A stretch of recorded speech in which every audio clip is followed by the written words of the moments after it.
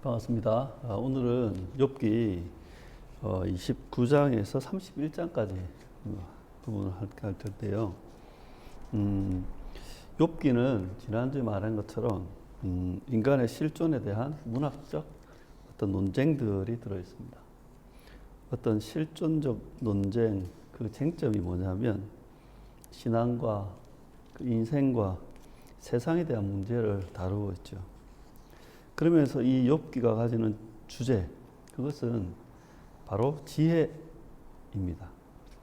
지혜는 창조 질서의 관점으로 이 신앙과 인생과 세상을 보고 또 그렇게 창조 질서에 합당하게 살아가는 것, 우린 그걸 지혜라고 하죠. 그래서 욥기를 볼 때는 인간의 실존에 대한 부분과 함께 그 속에 담겨 있는 지혜를 향하는 그 길을 놓치면 안 되는 것입니다. 자, 욥기의 이 구조적인 부분, 이 흐름을 보면 1장에서 2장이 서론격이죠. 천상에서의 어떤 논쟁과 욥의 고난. 그리고 3장에 오면 욥의 독백이 나오고, 그리고 4장에서 27장까지는 욥과 세 친구의 논쟁이 나오고, 지난주에 했던 28장은 지혜, 그러니까 지혜는 어디에 있고 어디서 얻을 수 있는가 라는 부분을 함께 이야기했습니다. 그리고 이어지는 부분은 이제 욥기의 후반부 29장에서 42장으로 들어가게 됩니다. 이 욥기를 볼 때 많은 성경학자들이 이 욥기를 재판을 하는 법정과 같이 이렇게 봅니다. 그러니까 특히 욥기에서는 여러 가지 법정에서의 용어들도 많이 사용되고요. 그래서 이 욥기의 어떤 문학적인 어떤 흐름, 그 구성을 다시 한번 보면 이렇게 정리될 수 있습니다. 28장을 사이에 두고 지혜가 뭔가, 지혜가 어디에 있는가, 그걸 사이에 두고 1에서 27장, 그리고 28장 이전에는 논쟁에 대한 부분, 지상의 논쟁과 지상의 어떤 천상의 논쟁이겠죠. 그 다음에 28장은 지혜, 그리고 29장에서 42장까지는 법정의 이야기입니다. 그러니까 논쟁, 지혜, 법정. 이 지혜는 한 장밖에 없지만 그걸 사이에 두고 그 앞에는 논쟁의 이야기, 뒤에는 법정에서의 이야기처럼 보입니다. 그러면 이 법정에서의 이야기를 생각할 때 우리는 법정을 떠올려 보면 재판하는 법정 크게 두 가지가 있어요. 하나는 민사재판이 있고 하나는 형사재판이 있는데, 이 형사재판은 죄를 밝히는 법정이죠. 그래서 결과가 형량을 선고합니다. 죄의 유무를 따지면서. 민사재판은 피해를 밝히는 법정이죠. 그래서 그 결론이 배상이 선고되는 겁니다. 우리가 우영우 같은 이렇게 드라마를 보면 이 민사재판의 어떤 형식과 형사재판의 형식, 이렇게 법정 자체가 다르다는 걸 볼 수 있는데요. 그러면 이 욥기의 법정은 도대체 어떤 법정인가? 민사재판 법정인가? 형사재판 법정인가? 이거부터 먼저 봐야 되는데요. 욥기의 재판은 형사재판처럼 보입니다. 자, 이걸 잘 생각하셔야 되는 게, 욥이 어떤 포지션, 어떤 위치에서 이제 이 재판에 들어가는가, 이게 욥기를 이해할 수 있는 아주 중요한 단서가 되거든요. 그러니까 욥기 후반부에 이제 들어가면 법정을 생각해야 되고, 그 법정에 당연히 재판관은 하나님이십니다. 하나님. 그러면 이 재판에서 보면, 재판에는 보십시오. 그 형사재판에 보면 한쪽에는 검사가 있고 한쪽엔 변호사가 있습니다. 그리고 중앙에는 고소당한 사람, 피고소인 아니면 피고발인이라고 할 수 있겠죠. 그 사람이 재판관을 마주보고 서 있고 재판관이 정중앙 맨 안쪽에 있는 거거든요. 근데 욥기 같은 경우에는 변호인이 따로 없는 거예요. 그러면 검사석에 누가 있고, 그 다음에 이 욥이 있고, 그리고 하나님 재판관이 있어요. 그러면 이제 욥은, 그러면 이제 우리가 이제 생각해 봐야 되겠 욥은 그러면 검사는 아닐 거 아니에요. 재판관도 아니고. 그러면 욥은 고발자인가 피고발자인가? 그걸 한번 생각해 봐야 돼요. 근데 이 흐름을 보면 욥이 29장에 31장에는 어떻게 하냐면 자신의 무죄를 호소합니다. 여러분, 무죄를 호소한다는 건 이건 고발장이 아니라는 겁니다. 고발장. 그러니까 욥은 고발을 하는 주체가 아니라는 거예요. 왜냐하면 무죄를 호소하니까.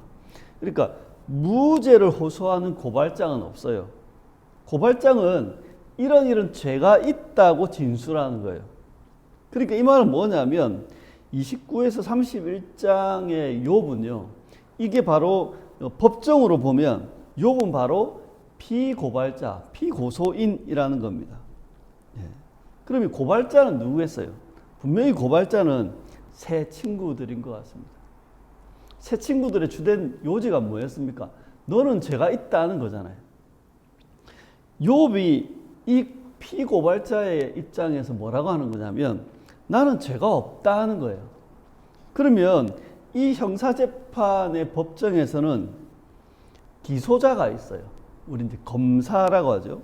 검사는 뭘 하냐면 그 고발의 내용들을 받아가지고 조사를 해가지고 종합해서 이 피고발자에게 어떤 죄가 있는지를 이제 기소를 하는 거예요.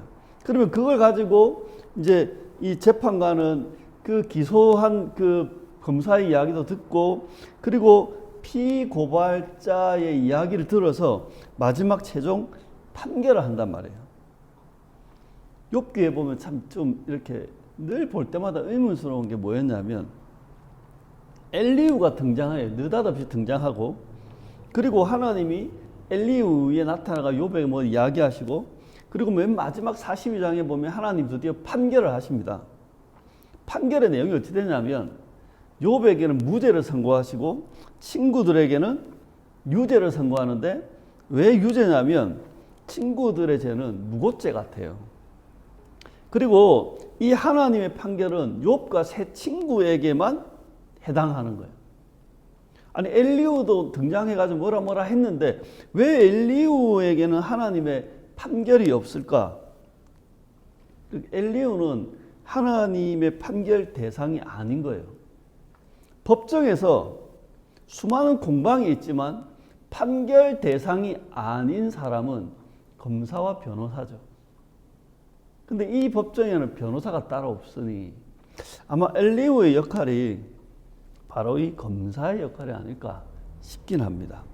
자, 그러면 이제 모든 걸 다 놔두고 욥기의 후반부는 재판장이신 그 하나님이 계신 그 바로 법정이라는 거예요. 예. 그러니까 이 29에서 31장의 이야기는 친구들에 대한 고발장도 아니고 그렇다고 하나님한테 고소하는 고소장도 아니고 재판장이신 하나님 앞에 자신의 무죄를 주장하는 피고발자의 자기 변론, 이게 바로 욥기 29, 30, 31장입니다.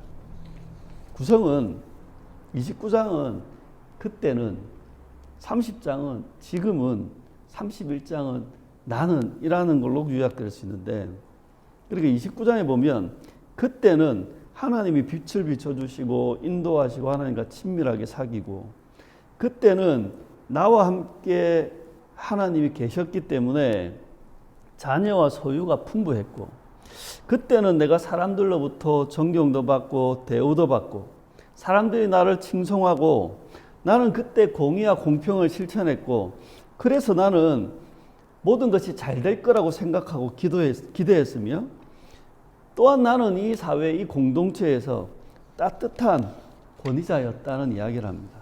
하지만 30장에 지금은 이제는 사람들이 나를 조롱하고 근데 이 사람들이 뭐 대단한 것도 아니고 비천하고 보잘것없는 사람들이 조롱하는 거예요. 그리고 사람들이 욥을 비웃으며 혐오합니다. 비천하고 보잘것없는 사람이 이제는 욥 앞에서 설쳐대고 욥에게 달려들고 욥을 잡으려고 하고 욥을 파멸시키려고 합니다. 하지만 이제 욥은 이 상황에서 아무것도 할 수가 없고, 이 모든 것들을 돌아보면 하나님께서 이렇게 하셨는가? 왜 하나님이 나에게 이렇게 하시는가? 라고 하는 탄식밖에 나오지 않죠. 그러면서 자기 스스로에게 도대체 내가 이게 뭔가? 나는 왜 이런 처량한 신세가 되었고, 나는 왜 이렇게 슬픔과 통곡으로 이렇게 몸과 영혼이 상했는가? 거기다가 왜 나는 이렇게 하나님 앞에 이 법정에 서서 내가 죄인이라고 하는 판단을 받게 되는가? 그래서 욥이 31장에 자기 변론을 합니다. 나는 호색하지 않았습니다. 나는 악한 일을 행하지도 않았고 정직과 공평으로 행했습니다. 나는 남의 아내를 탐하거나 간음하지 않았습니다. 나는 종의 인권을 존중하고 탄원을 공정하게 처리했습니다. 나는 사회적 약자를 돌보고 도왔습니다. 나는 재물을 의지하지도 않았고 나는 하나님 외에 다른 대상을 섬기지도 않았습니다. 나는 원수에게마저 죄를 범한 적이 없고 나는 나그네를 대접하며 돌보아 주었습니다.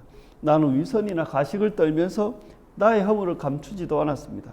나는 남의 것을 훔치거나 부당하게 빼앗지도 않았습니다. 왜냐하면 그것은 하나님 때문이었고 하나님의 심판을 알고 있었기에 나는 그렇게 살았습니다. 내가 만약 하나님을 부인하는 일을 했다면 나는 사형을 받아도 마땅합니다.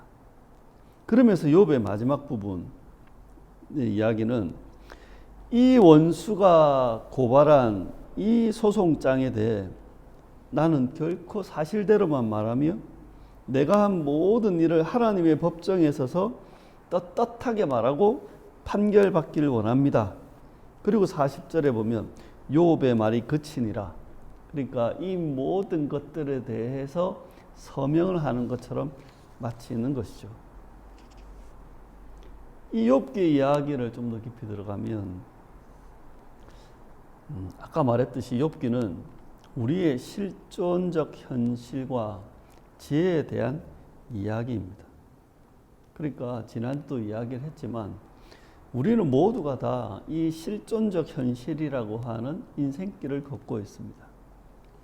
그 인생길 위에서 수없이 많은 이해할 수 없는 현실을, 수용할 수 없는 현실을, 적응되지 않는 현실을 마주합니다.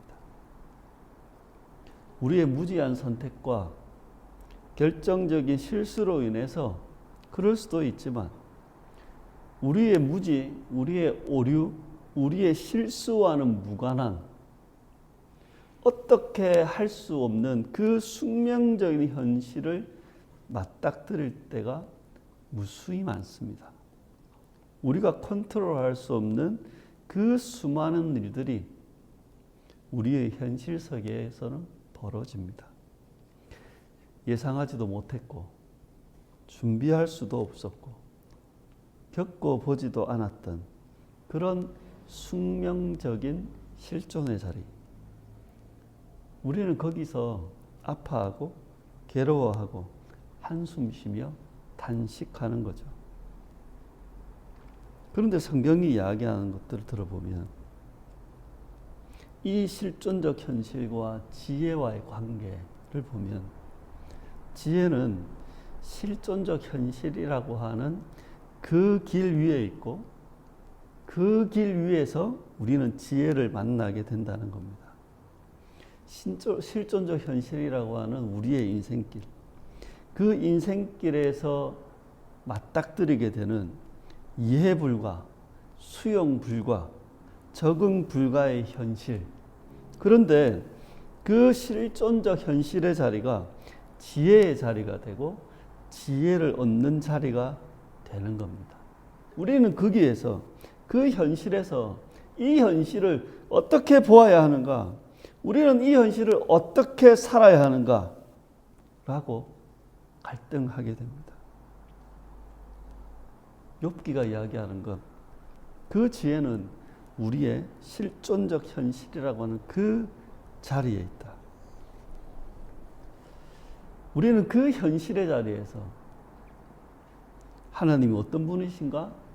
하나님은 우리와 이 세상을 향해 어떤 일을 하시고 우리는 그 하나님께 어떻게 해야 하는가에 대한 그 신앙의 지혜를 알게 되고, 우리는 누구이며 인생이란 어떤 것이며 무엇이 가치 있고 우리는 어떻게 살아야 하는가라는 그 인생의 지혜를 우리는 실존적 현실에서 찾게 됩니다.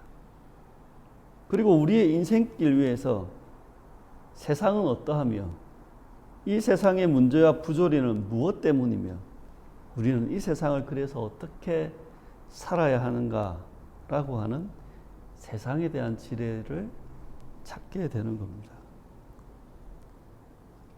이 실존적 현실과 지혜라는 관계 속에 욥기는 우리에게 이렇게 말합니다. 지혜는 네가 서 있는 바로 그 자리에 있다. 여러분, 욥기는 욥이 당하는 고난의 이유에 대해서 인과열적으로 설명하지 않습니다. 욥기는 고난이 가져오는 어떤 축복이나 유익을 말하는 것도 아닙니다. 그렇다고 욥기는 고난을 어떻게든 참고 견디고 이겨내라고 말하는 것도 아닙니다. 욥기가 하는 말은 지혜가 이 이해할 수 없고 수용할 수 없고 적응 안 되는 우리의 이 실존적 현실 속에 있다고 말하는 겁니다. 현실의 무게를 견디기 힘든 그 자리, 하나님을 부를 수도 하나님을 생각할 수도 없는 그 자리, 그런데 거기에 하나님이 계시고 거기에 지혜가 있다고 말합니다. 기도하고 묵상하고 예배하고 봉사하는 것 같은 그런 종교적 시간이나 종교적 장소에 하나님이 계신 것도 아니고 종교적 언어와 종교적 활동으로 가득한 그곳에 지혜가 있는 것도 아니라는 거예요.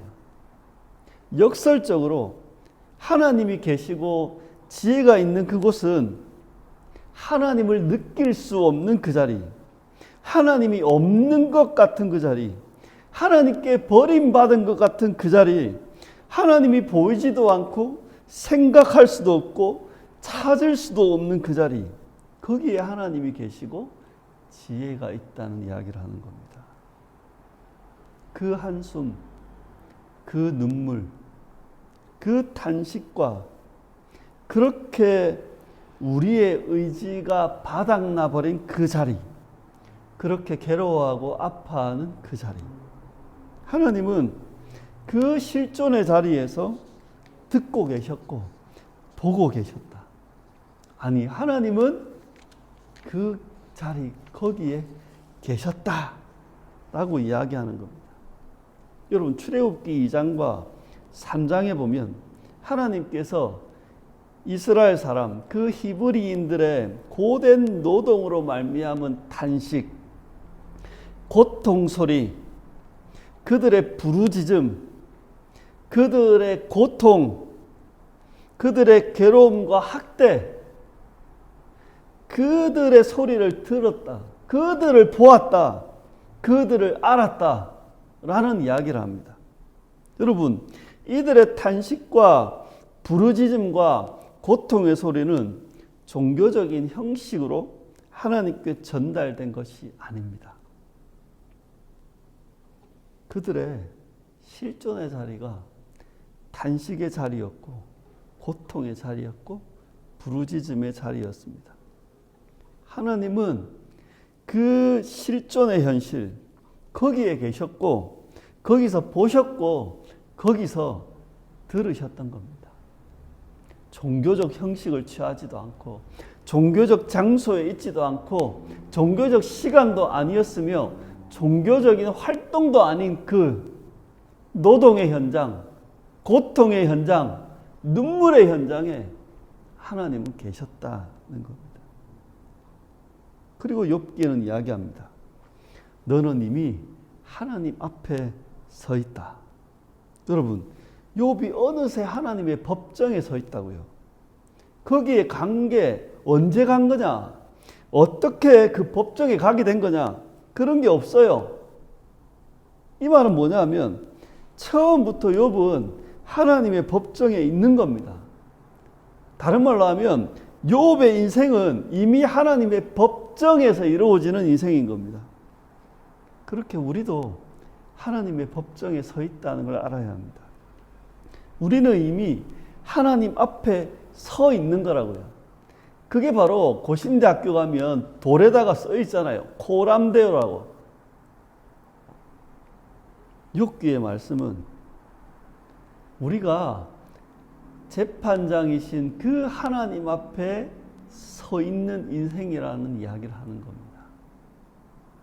그렇다고 여러분, 하나님이 우리가 생각하는 그런 재판장은 아닙니다. 그건 나중에, 다다음 주에 이제 하나님의 이야기를 할 때 그때 언급하겠습니다.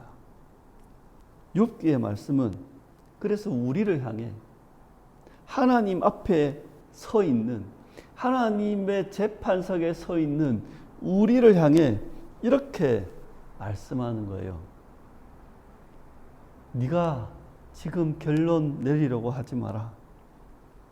네가 판단하거나 네가 선고하려고 하지 마라. 하나님의 판결이 있을 때까지 성급하게 판단하지 마라. 재판이 끝날 때까지 너는 참고 기다리고 견뎌내라. 말씀을 맺습니다. 여러분이 있는 그 현실의 그 자리에 지혜가 있음을 명심하시기 바랍니다. 여러분이 살아가는 그 삶의 자리에 하나님이 계심을 아시길 바랍니다. 여러분이 괴로워하고 아파하고 힘들어하는 그 자리, 심지어 하나님을 느낄 수도 없고 버려진 것 같은 그 자리, 여러분, 거기에 하나님은 계십니다. 그러니 여러분이 성급하게 결론 내리거나 선고를 하려고 하지 마시고 하나님의 판결을 기다리며 잘 견디시길 바랍니다. 그렇게 하나님 앞에서 오늘의 눈물을, 오늘의 슬픔을, 오늘의 아픔을, 그 한숨과 탄식을 내뱉으며 오늘도 견뎌내시고 버텨내시고 살아가시길 당부드리고 위로합니다.